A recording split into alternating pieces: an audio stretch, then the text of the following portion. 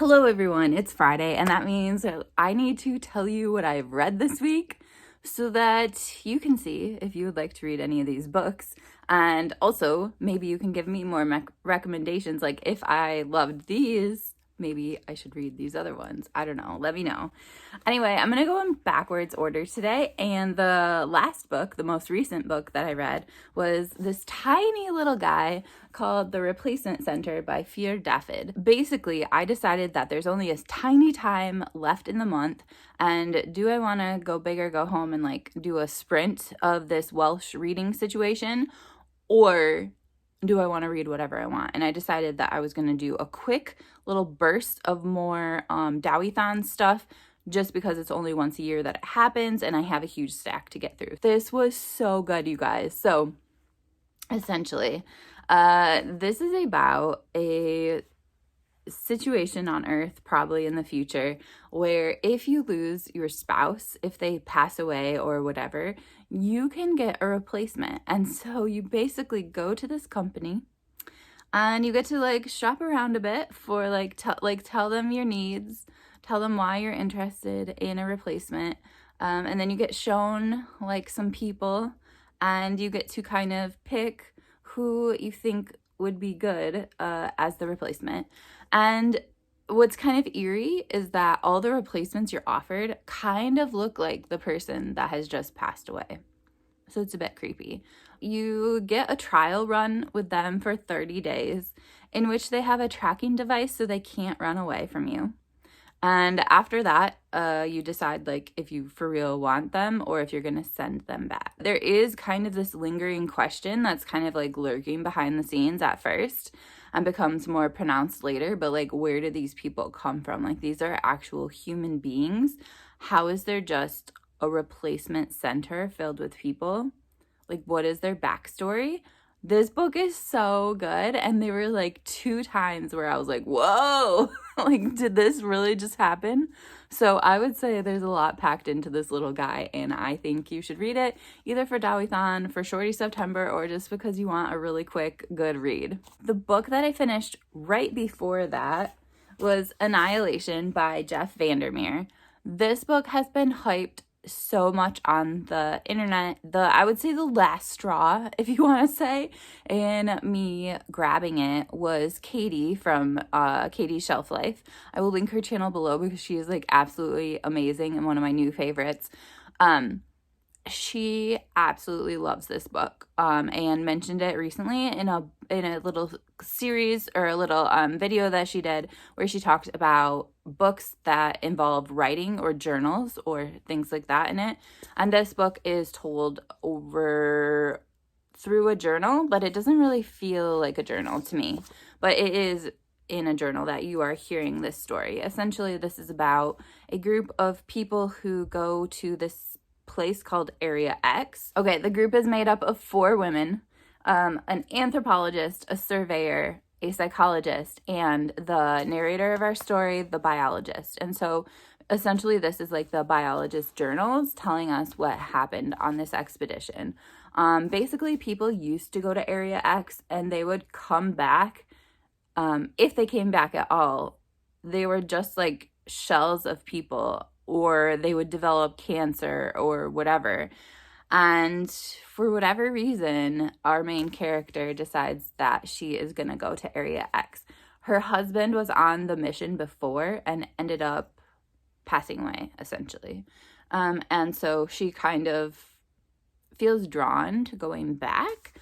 And so it's just about them discovering this really weird area and like exploring it and trying to figure out what is Area X and why are they there and just all sorts of stuff. There's a lot about like nature and poetry, and there's a lot of like deep questions, I think, about life and about human beings, and kind of like how they respond in weird situations like this, where there's a small group of people who are isolated in this area, like together, like put together in a situation that could be kind of tense.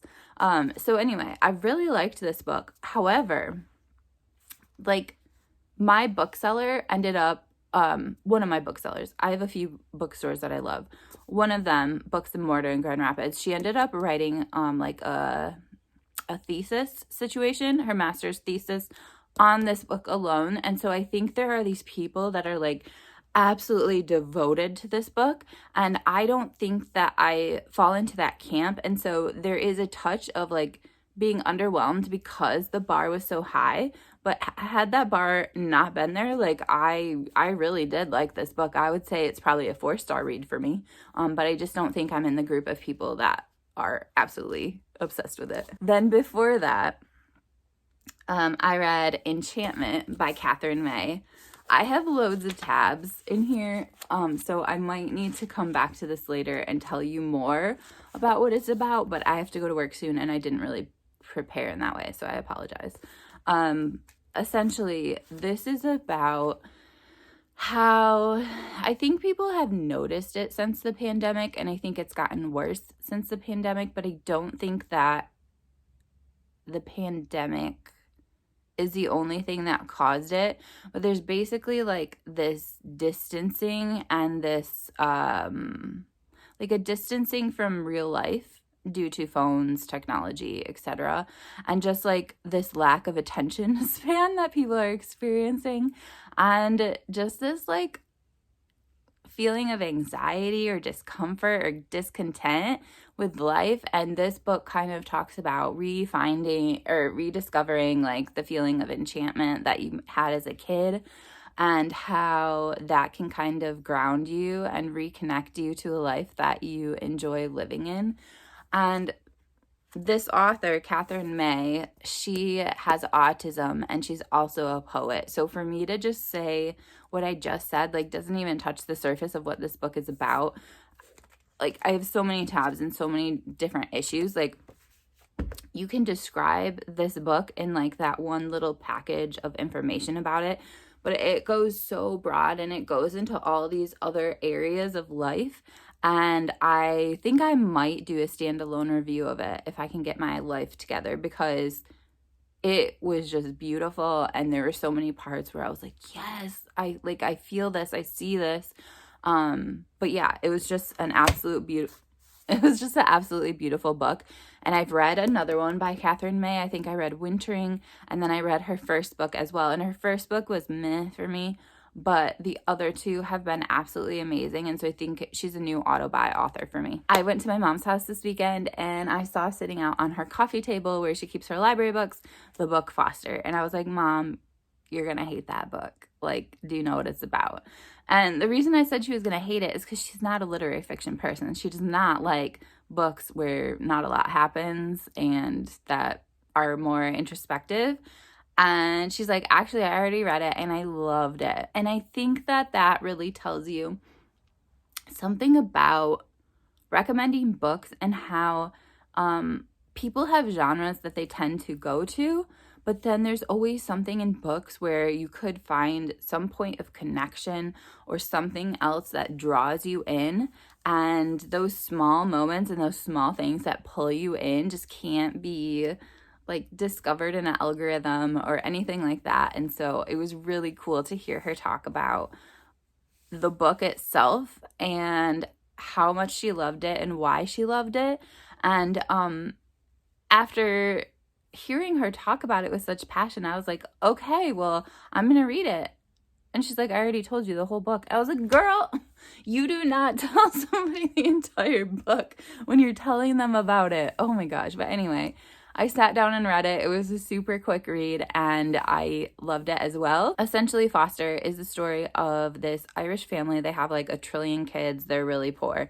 So they end up sending one of their girls off to live with like this older couple who I view as their aunt and uncle, but I don't know actually the situation. I would have to go back and look, and I don't own a copy of the book, as you can see. And she just has the time of her life living with them. They take care of her. They pay attention to her. Basically have always wanted a child and haven't had one. And so they just really nurture her in a way that she hasn't been nurtured in the past. Not because her family didn't care about her, but just because they had so many children where she was kind of like lost in the shuffle. And so it was a really beautiful story. The aunt character really annoyed me because she kept being passive aggressive and like saying stuff about the girl's family in front of her in like a judgy way without actually ever saying anything that was actually judgy, but she was being judgy. Like, I hate it when people do that. Like, they say stuff and you're like, okay, that was actually a really unkind, but you can't actually call them out on having an unkind comment because they actually technically didn't say anything, but like they did. It was so judgy on the inside. That was one thing that annoyed me, but I think it was meant to annoy me. The only thing I will have to say about this is I'm really interested in going back on YouTube and looking at other people's reviews of it because I think it was shortlisted for some prize. I'm not sure which one because there's really only one prize that I care about, and it wasn't that one because that's like the British nonfiction prize. I know there's been videos where people talk about it forever and forever and forever, and I just want to know like what else did they pick out of it that there is to talk about, because it was like a very quick read and I feel like there's some videos that take longer to talk about it than to read the book. Okay, finally, I have to go to work. The first book, sorry, I'm doing this backwards. The first book I read this week was Ingas War, and I read this for book club with my family. I want to just start by reading you the last 2 paragraphs of this entire book, and I apologize for reading the last 2 paragraphs, but I think it gives you a really big taste of what this book is about. And that is, nothing can ever excuse the complicity of a nation's people in the crimes committed in its name. But with every war come layers of suffering, and only by acknowledging it can we ever stop hatred from tearing people apart. My grandmother's story taught me a lesson I will carry with me the rest of my life, that the imperative to survive can bring with it difficult choices, which don't always come out well in their telling. That moving forward requires examining, understanding, and accepting these decisions. The moment cannot be forever buried, but must be given space to evolve with time, for the past is a moving target. So I ended up picking up this book and recommending it for our family book club based on April's recommendation. Her channel is Getting Hugo with It. And I basically just thought it would be a really good book to read with our family book club, which is like my mom and her cousins kids, because it deals so much with family. So essentially, this is the story of the main character who has never really had a close connection with her grandma.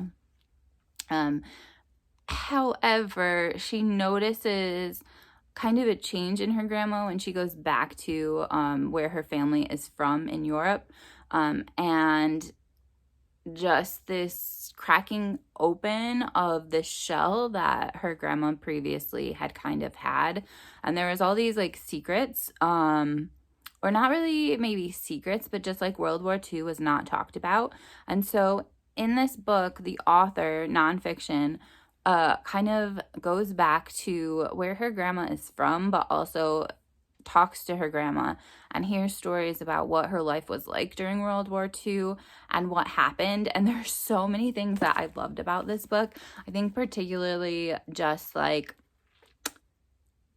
the stories that we have and whose story are they to tell, and how you can be close to somebody or be related to somebody and not know all their stories.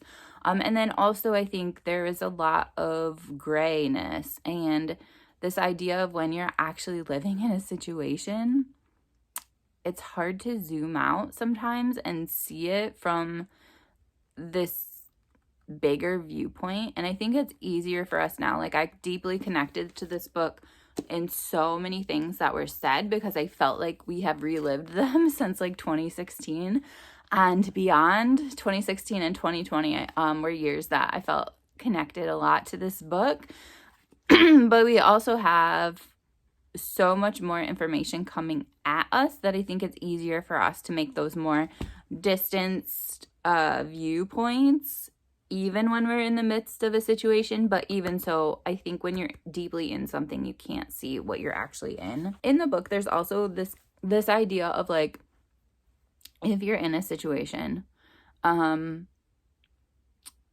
some times you may want to kind of escape what you're going through because it's so hard, and temporarily or permanently kind of have this sense of apathy towards the whole situation. And I think that that's possible if you're in a position of privilege, but it's not always possible for everybody that is living life at the same time as you. So I thought that that was brought up in the story really well. And then the language is absolutely beautiful. I think I already read you something that was so beautiful. But another thing, this is just a brief line, was it talks about this guy named Albert, who is our main character's great-grandpa. Albert remembered the sight of the crushed flowers, the ugly, senseless destruction of something beautiful. I need to return this to the library because it's super, super overdue. And I'm curious, like, have you guys read anything else that has kind of felt this way? Like, family secrets, stories, and who has the right to tell a story, being in the midst of something and wanting to kind of be apathetic towards it, or having the privilege to be apathetic towards it. Well, basically all sorts of craziness is going on around you. I don't know. I really liked this and I would highly recommend it. So this is what I read this week. I am super excited because coming up, I'm going to be reading tomorrow and tomorrow and tomorrow with Marcella from, I don't know her channel name, but I'll link her below because she's really, really amazing. I'm really excited to do another buddy read with her just because I just love discussing stuff with her so much. But beyond that, I don't really have loads of plans for the next week. So tell me, guys, what are you reading? What have you read recently and just absolutely loved and think that the whole world needs to read? And if you have been watching my videos but you haven't left a comment, like, leave me a comment. I want to know, like, who you are, what you're reading, what you love. I just want to get to know you. I hope you guys all have an amazing weekend, an amazing week, and I will talk to you soon. Bye.